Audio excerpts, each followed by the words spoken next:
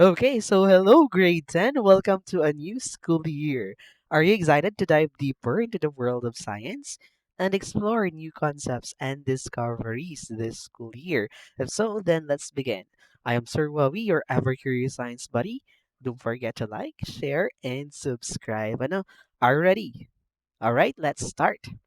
So, mga anak, our very first topic for this week is about chemical reaction. So, I know that you are familiar with this word or concept, chemical reactions.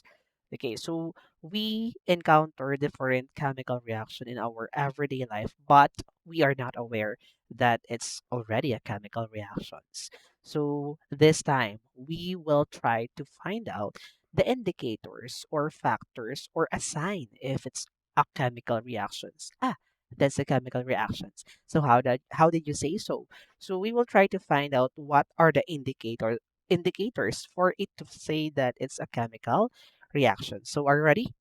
Okay, so for our learning competency, describe the indicators. Okay, nandiyan naman nakalagay, our first competency is to describe the indicators for a chemical reaction as color change, the formation of a precipitate, the release of gas, and or odor, or as change in temperature. So those are the indicators for us to say that a chemical reaction is occur or um, happened in a particular situation or event. Ano, so tandaan natin, may color change daw. Sige, pag may color change, is it a chemical reaction? But we cannot generalize, we cannot say that all change in color is an example of chemical change. Okay, there is a, what do you call this? A particular point, okay, to say that it's a chemical reaction if okay, so mamaya ko sasabihin kung ano yung F, if ano. So, formation of precipitate. Okay, a solid precipitate at the bottom. Ano? So, the release of gas, if that particular situation releases gas. Okay, but not all. Okay, not all situation that release gas as an example of chemical reaction. So, titingnan pa rin natin the odor change, pagbabago ng amoy, or a change in temperature. Okay, so tatandaan natin ha. So for our learning objectives, identify the different indicators of a chemical reaction. Okay, so nasabi na naman kung ano yung mga indicators. Explain how each indicator show that a chemical reaction has occurred. Provide real-life examples of situations where these indicators can be observed. So doon sa mga real-life examples is ibibigay na siya during the activities. So makakasunod naman tayo. And yung mga ibibigay lang nating examples is yung mga usual na na-experience natin para makarelate naman tayo. Hindi tayo magbibigay ng mga examples na super deep or rare lang nating ma-observe. Okay, so let's have a review first before we begin. So what do you observe? So look closely at the following situations. So meron tayong robots, Okay, so the first one is rusting metal. A shiny metal slowly changes color into reddish brown and becomes rough over time. Okay, so is it a chemical reaction? Okay, it could be. So burning paper. The paper changes into ash, produces smoke, and releases heat and light. So do you think that it's a chemical reaction? It could be. What about cooking an egg? Okay, the liquid egg turns solid and its color and texture change when heated. So let's see if it's a chemical change. Right after we've discussed the definition of a chemical reaction. So, what common changes do you observe in these situations? Okay, so the materials change in color, like for example, yung metal nag-change into reddish one, Okay, and then the properties, its properties, and then producing new substance. It produces new substance. If we're going to go back, okay, rusting metal. Okay, the metal produces rust. It's a new substance. Burning paper, it produces smoke or ash. Okay, it's a new substance. Cooking an egg. Okay, from liquid, naging solid siya. Okay, it forms new substance. Okay, so those are the common changes. Do you think that these changes can be reversed? Why or why not? So do you think that the changes happened in the three situations could be reversed? Pwede natin silang ibalik? Okay, the answer here is no. Okay, yung itlog, kaya ba nating ibalik sa dati 'pag nakuluto na? Okay, hindi ano. Okay, yung ash, abo, kaya ba nating ibalik sa pagiging papel? Hindi. It is irreversible. Okay, because the changes are permanent. Yung change na nangyari doon is permanent and cannot return to their original form. Okay. So remember, a chemical reaction is a process in which one or more substances called the reactants. Okay, so meron tayong part. Okay, in a chemical reaction, there is a reactants, yung nagre-react. Okay, the reactants are transformed into new substances called products. Siyempre, doon sa reactants natin, yun yung magre-react. And then right after na may ma-form niya na new substance, yung new substance na yun yung tatawagin nating product. So in a chemical reaction, there is always what do you call this? Factors form or two factors involved rather. The reactants and the product. Okay, yung magre-react na substances and then yung mapuproduce nila na substances which is yung product. Okay, these new substances have different properties. Lahat ng mga substance na na-form during a chemical reaction, may iba't iba na silang properties. Yung properties nila or characteristics is different from its original form. Like for example, yung papel, sinunog mo, naging abo. Okay, yung abo ba, parehas ng properties doon sa original form niya na papel? No. Okay, may kakaiba na silang mga properties from their original materials. During a chemical reaction, the particles of the substances rearrange. Okay, breaking old bonds and forming new ones. This result in changes that are often permanent and cannot be easily reversed. Okay, so to understand more about chemical reactions, just remember that during a chemical reaction, it's always that a new substances is formed, and these new substances has new properties different from their original materials.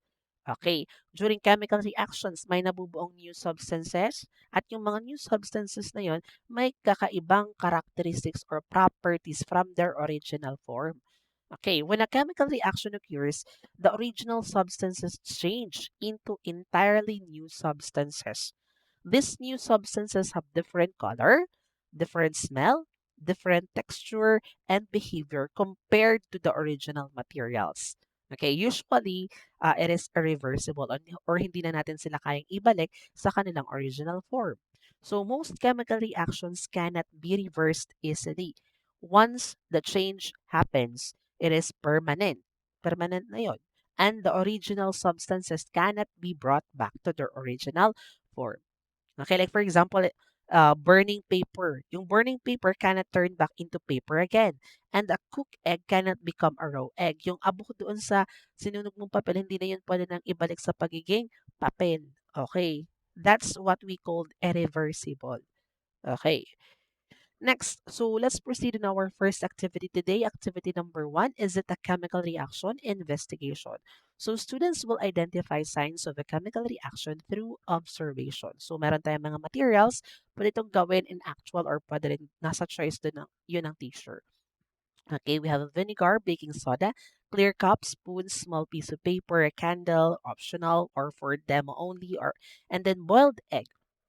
So for the instructions, students will record their observation a simple table by writing what they saw, felt, or heard during each activity. Example, mixing vinegar and baking soda, burning paper, and cooking an egg. Okay, so is it a chemical reaction? So you will predict. Okay, ito yung sample. Ask students what will happen when vinegar and baking soda are mixed. What will happen? So after that, you will observe. Let them mix the vinegar and baking soda in a cup and then compare. Okay, so show or discuss. Burning paper, pwede itong ipakita in video or demo. Cooking an egg, pwedeng ipakita in picture or actual. Ito yung for sample lamang para sa kanila activity. Record observation. Students fill out a simple table. Meron tayong note, the teacher may post pictures or play short videos for each situation if the actual materials are not available or if classroom resources are limited. So, ito yung gagawin ng mga bata talaga actually. Yung pinakita natin ay sample lamang. Ano? So, these are the situation. The first one, a piece of iron is left outside and after a few days, it turns reddish brown and become rough. So yung isang piece of iron is a metal, di ba? Iniwan sa labas. And after a few days, naging reddish brown. Ano yung reddish brown na yon? And naging magaspang. So I will ask you, what happened? Okay. So the iron formed rust over time. Okay, naka-form siya ng kalawang. At yung kalawang ba, new substance yon? Yes, it's a new substance. So what is the indicator observed doon? Ano yung na-observe natin? The indicator is like, for example, color change, odor change, ano pa ba? Forming precipitate, gas formation, okay, ano yung ating observe diyang indicator? Let's say yung iron, ano yung color usually ng mga iron? Ano? So, nag-iba ba yung color? Yes, the color change. Okay. Yung ating rust nag-reddish. Para siyang reddish brown. Ano? So, is it a chemical reaction? Yes, it's a chemical reaction. Another, vinegar is mixed with baking soda in a glass and bubbles start to form. Yung vinegar daw, pinaghalo natin sa baking soda and right after a moment, nagka-form sila ng bubbles. Okay, what happened? Gas is produced during the reaction. Ano yung indicator natin? Correct, gas formation or bubbling. Ano? So is it a chemical reaction? Yes, it is. Next, a paper is burned and turns into ash while producing smoke and heat. Okay, so yung paper daw natin sinunog at naging abo. What happened? Okay, the paper is burned and changed into ash. Indicator observed. Ano yung indicator na na-observe ninyo? Correct. Production of heat, light, smoke, and ash. Is it a chemical reaction? Correct. Okay. An egg is heated and changes from liquid to solid. What happened? Correct. The egg changes texture and becomes solid. Indicator observed. Change in state and texture. Change in state from liquid to solid. Okay, is it a chemical reaction? Yes. Okay. A sliced apple is left open and slowly turns brown after some time. Okay, so what happened? The apple reacts with air. Nag-reacts yung apple sa air and changes color. I know na na-observe ninyo tayo. Ito, ninyo. Ano? So, pagkakain tayo ng apple, slice natin. Right after a moment, pag banilikan natin yung apple, parang nagiging maitim yung part na yon. Nabuksan, ano? Kasi nag-react siya sa air. Okay, indicator change, its color, change na browning. Okay, yes, chemical reaction ano. So remember, chemical reactions occur when substances change into new substances with different properties. These changes can be identified through indicators such as color change, gas production, formation of a precipitate, release of heat or light, and change in smell or state. So most chemical reactions are irreversible, meaning the original substance cannot easily be changed back once a new substance is formed. Okay, just remember that. Ano, next, so for our activity number 2, physical or chemical change, sort it out. So our objectives is students will differentiate physical and chemical changes through classification. So bakit dinidiscuss pa natin yung physical and chemical change? Kasi it is related to chemical reactions. Ano? So sort each situation in physical change or chemical change, then write one sentence explaining your answer based on the indicators observed. Okay. Ayan. So, physical or chemical, sort it out. So, group the students, 3 to 5 members per group, and then give each group situation or flash on the screen. So, ito yung mga situations natin. Melting ice, alam naman natin kung melting ice, ano, no? Tearing a paper, burning wood, rusting iron, dissolving sugar in water, cooking egg, breaking glass, vinegar plus baking soda. Okay. So, titingnan natin dito kung yan ay physical change or chemical change. Okay, is that clear? Sige. So, physical or chemical, sort it out. So, ito yung mga physical natin. First one, tama ba kayo? Melting ice is an example of physical change. Why? Only the state changes from solid to liquid to no new substance is formed. Tubig pa din yon. Yung melting ice, tubig pa din yung ice. Natunaw or whatever, tubig pa din after. Okay, remember, ice is the solid form of water. Okay, tubig pa din, walang nabuong bagong substance. Tiring a paper, pinunit mo yung papel. It's a physical change. Walang nabuong new substance. Papel pa din yun. Ang nag-change lang doon ay yung sizes nila. Okay? Or shape. Ayan. So, pero walang nabuong substances. Papel pa din. Burning wood. Wood. It's a chemical change. May new substances na na-form such as ash, smoke, and gases are produced. Okay? Rusting iron is a chemical change kasi may nabuong bagong substances which is the rust. Dissolving sugar in water, it's a physical change. Yung sugar po natin dissolves but remains the same substance and can be recovered by evaporation. Pwede natin silang ma-recovered by evaporation. Okay? Cooking egg. Okay, it's a chemical change. Heat causes permanent changes in the egg's proteins, forming new substances. Breaking glass, it's a physical change. Ang nagbago lang doon, yung shape and size, but remains glass. Bubog pa din yun. Ano? Vinegar plus baking soda, it's a chemical change. A chemical reaction occurs, nakaproduce ng bubbles, okay, carbon dioxide gas, and other new substances. Okay, hopefully na tumama kayo. Ano? So, guide question, what makes a change physical? Paano natin sabing physical change yan? Okay, a physical change does not form a new substances or substance, only the form or appearance changes. Okay, question 2, what makes a change chemical? A chemical change forms a new substance with different properties. Okay, sa chemical change, nakakabuo tayo ng bagong substance. Okay, at mostly sa ating chemical change, it is irreversible.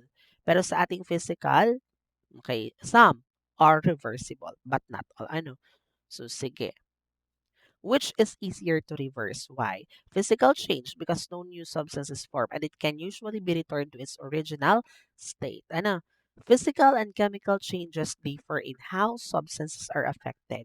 In a physical change, the substance only changes in form, size, or state, but its composition remains the same and it is usually reversible. In a chemical change, a new substance is formed with different properties, and this change is often irreversible. Understanding these differences help us identify the type of change occurring in everyday situations. Okay, for activity number 3, P or C, sasabihin lang natin kung siya ay chemical or physical. Okay? Melting ice. Correct. It's physical change. Burning wood. It's a chemical change. Cutting paper. Okay, it's a physical change. Rusting iron. Okay, it's a chemical change. Dissolving sugar in water. It's a physical change. Cooking egg. Okay, it's a chemical change. Breaking glass. Physical change. Vinegar mixed with baking soda. Chemical change. Boiling water, physical change. Frying fish, chemical change. Okay, sige. So for our activity number 4, spot the clue. Recognize signs that a chemical reaction has occurred. Okay, titingnan natin spot the clue. So titingnan natin, look at each situation shown by the teacher. Identify what change you observe, say the clue or indicator that shows a chemical reaction. So sasabihin natin kung may na-observe tayo dun sa situation for it to be called as a chemical reaction, ano? So, para lang natin masabi yan kung may color change, odor change, may precipitate. Okay, so sort of that. Okay, so we will observe, ano, spot the clue. So, identify the clue or indicator that shows a chemical reaction. A liquid mixture starts to produce bubbles. Okay, what is the clue for this? Bubbles. Correct. Gas formation. And you know, produce gas formation, bubbling. A clear solution suddenly turns cloudy and forms a solid at the bottom. May na-form na solid dun sa bottom. Correct. It's precipitate. Ano? Formation of precipitate. A substance changes from white to brown when heated. From white to brown when heated. Correct. Color change. A material produces smoke and gives off heat when burned.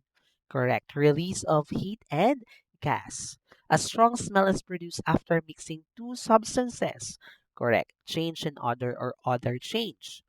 Okay, so hopefully nakakasunod naman tayo. So, no, we can tell that a chemical reaction has happened by observing certain clues or indicators such as color change, formation of gas or bubbling, formation of solid or precipitate, release of heat or light, and change in odor.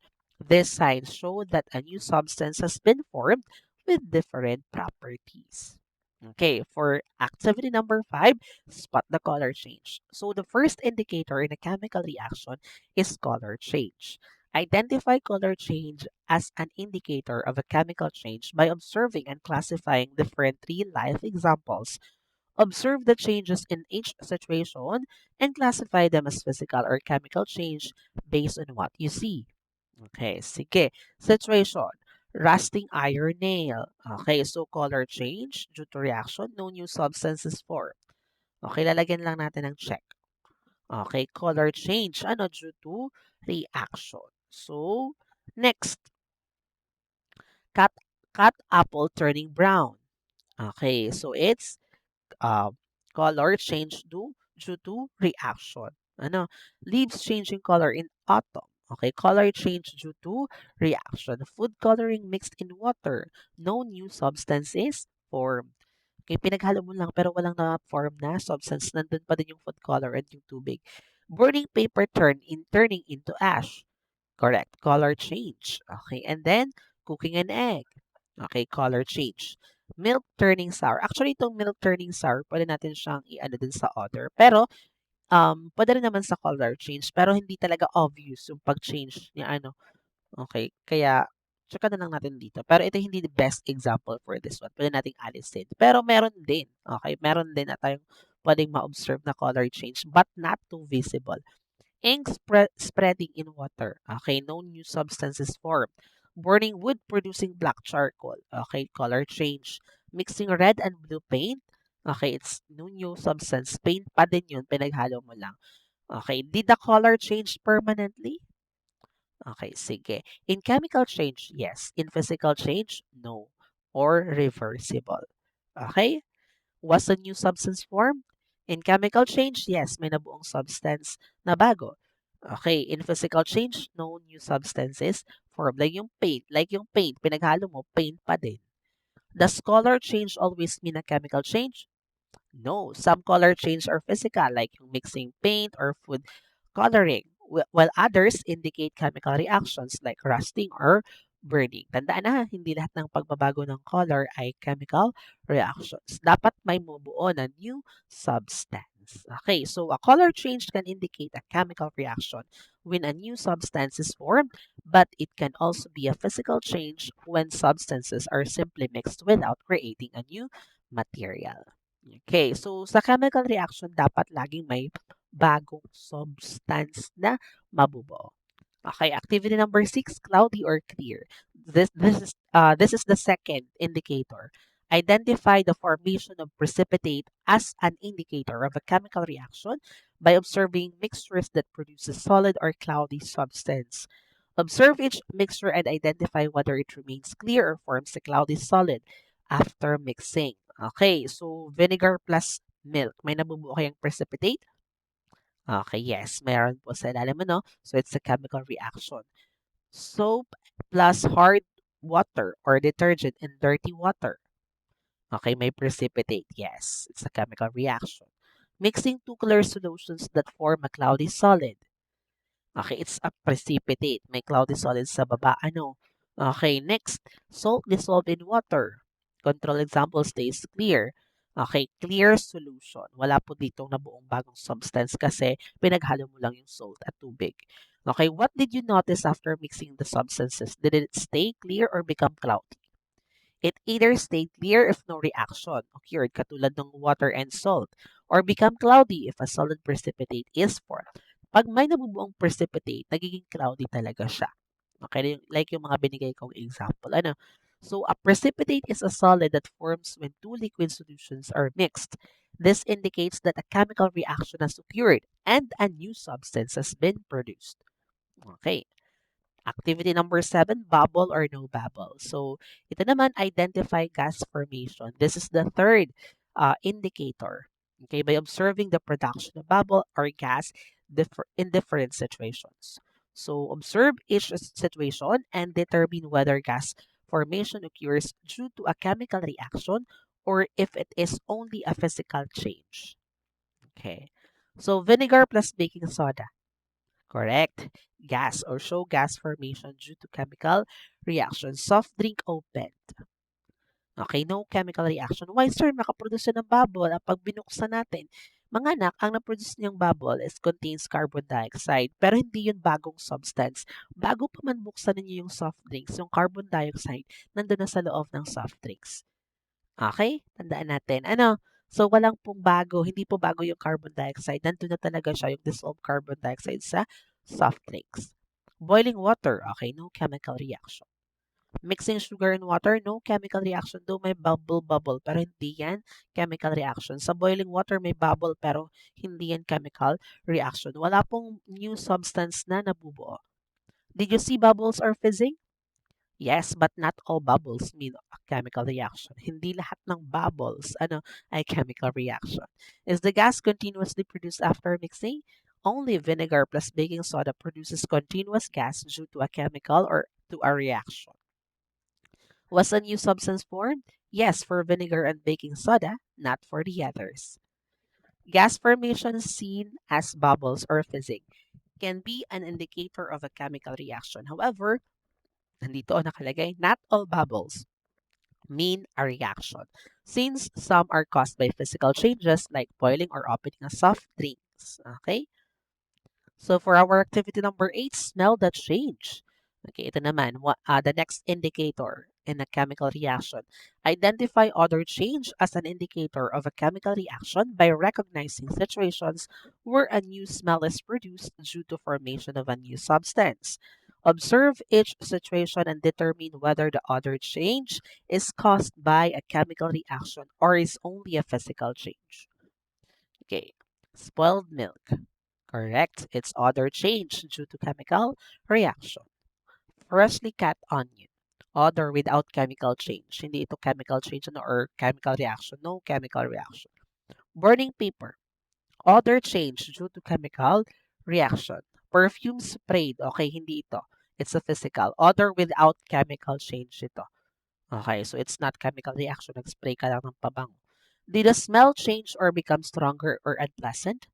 Yes, for spoiled milk and burning paper. No major change for onion and perfume, just release smell. Sadyang ganun ang smell ng dalawa, yung sa perfume at sa onion.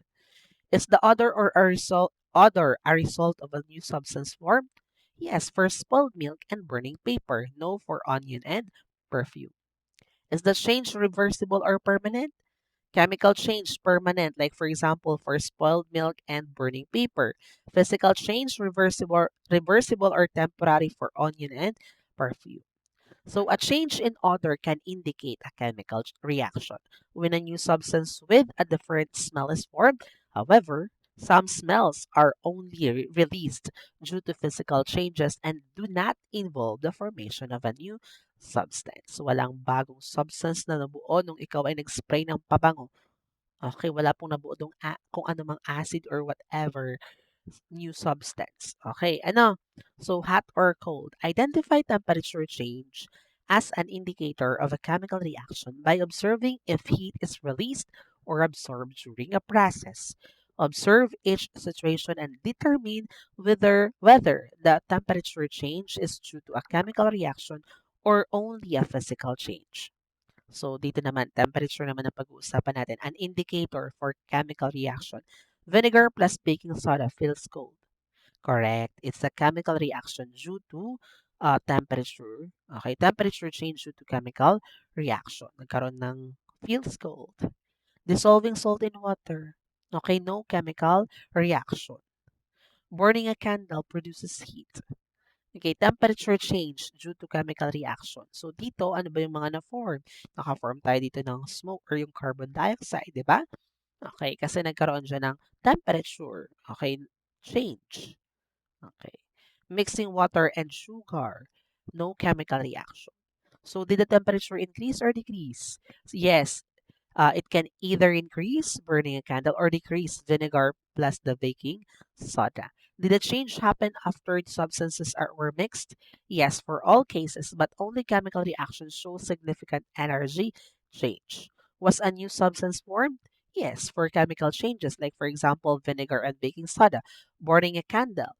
No physical changes for salt and sugar in water. So remember, a temperature change can indicate a chemical reaction when heat is either released or absorbed as a new substance is formed. However, some temperature changes can also occur during a physical changes where no new substance is produced. Okay, so we are done on the different indicators. Ano nga yung mga indicators? Yung color, change, ano pa ba yung sunod? Okay, forming a precipitate, ano yung sunod? What do you call this? Odor change, ano pa? Yung gas formation, and then and the last is the temperature change. So hopefully yun yung maalala natin yung mga indicators for chemical reactions. Okay, so multiple choice. Okay, a student mixes vinegar and baking soda and observe bubbling and a drop in temperature. What indicator of chemical change is shown? A. Color change. B. Gas formation and temperature change. C. Odor change only. D. Dissolving. Correct. It's letter B. Gas formation and temperature change. An apple slice is left on a table and turns brown after a few minutes. What indicator of chemical change is present? Letter A, precipitate formation. B, gas formation. C, color change. D, temperature change. Correct. It's letter C, color change. For number 3, two clear solutions are mixed and a cloudy solid appears at the bottom of the container. What happened? Okay. Other change, gas formation, precipitate formation, physical dissolving. Correct. It's precipitate formation. May solid na nag-appear sa bottom ng container. Okay, a student opens a bottle of soda, sees bubbles coming out. What is the correct interpretation? Letter A, chemical reaction forming a precipitate. Letter B, gas escaping due to pressure release. Letter C, color change reaction. And D, other formation. Correct. It's letter B, gas escaping due to pressure release. Okay. Next, milk is left unrefrigerated and starts to smell sour. What indicator is observed? A. Odor change. B. Gas formation. C. Precipitate formation. And D. Physical change only. The correct answer is letter A. Odor change. A candle is burned and produces heat and smoke. What type of change is this? A. Physical change only. B. Chemical change with temperature and gas formation. C. Dissolving process. D. Mixing process. Correct. It's letter B. Ano? Chemical change with temperature and gas formation. Number 7. Salt is mixed in water and disappears completely, forming a clear solution. What type of change is this? Precipitate formation, chemical change, physical change, or gas formation? Correct. It's letter C. Physical change only, like you did, only dissolve salt in water. Ano? So rust appears on an iron nail left exposed to air and water. What indicator is mainly observed? Odor change, color change, gas formation, or temperature decrease? Correct. It's color change. Number 9. When vinegar is added to baking soda, bubbles are formed continuously. What is the correct conclusion? Letter A, no reaction occurred. B, gas formation indicates chemical change. Letter C, only physical mixing happened. And D, sugar is dissolving. Correct is letter B. Ano, gas formation indicates chemical change. Number 10, a student sprays perfume in a room and smell spreads quickly but later disappears. What type of change is this? A. Chemical change with odor formation. B. Precipitate formation. C. Physical change involving odor dispersion. And D. Gas producing reaction. Correct. Letter C. Physical change involving odor dispersion. Okay, so I hope that you learned something for our lesson number 1 in grade 10. It's about chemical reactions or the indicators of a chemical reactions. Thank you so much for watching.